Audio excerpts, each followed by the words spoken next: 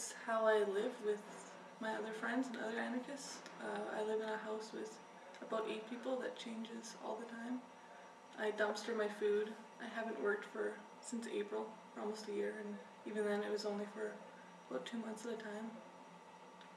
I busk for food, I fly signs. In the summers I travel around Canada usually, or even the world, meeting other anarchists. It's when I talk to people, I constantly bring up ideas. I ask them why they do the jobs they do, if it's hurting the earth, or if it's bad labor practices, or with companies that I don't agree with because they're very capitalistic and restrict people in our community. I'm constantly trying to think of ways to educate people. I work at Junta Library, or creating festivals, or just having fun.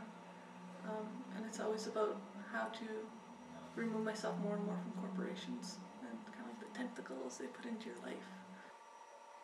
I think that feminist anarchism has had a really big impact on me, just in terms of how I am as a man and how I'm in relation to colonialism here in Canada.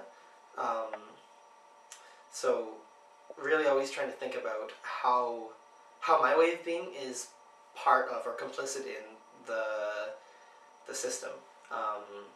Because I am from a privileged background, and I'm a man, and I have white skin, and I have class privilege. So I always have to think about how I'm going to be collaborating with the system. I feel really strongly about this current system that we live under. I put no investment into it. I have no hope in it.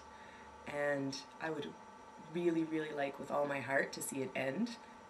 The best thing I can do with my time is be part of facilitating groups of people getting together locally to make decisions about things, and it could be quilting, or jam making, or community gardens, or what to do about the situation with police in our neighborhood.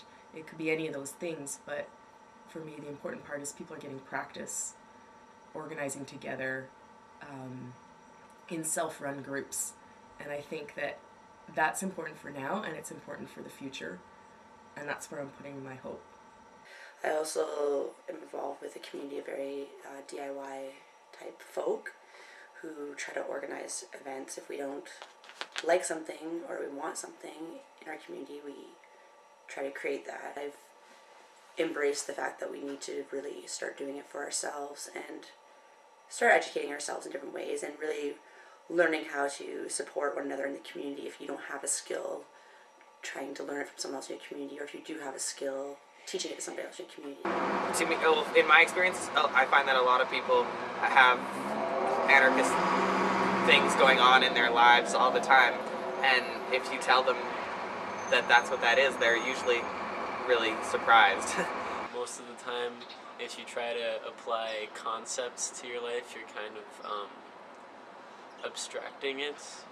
You don't live in sort of categories, so an anarchist doesn't live an anarchist lifestyle just because they participate in certain activities. It's more of how they struggle and how their relationships are built and maintained.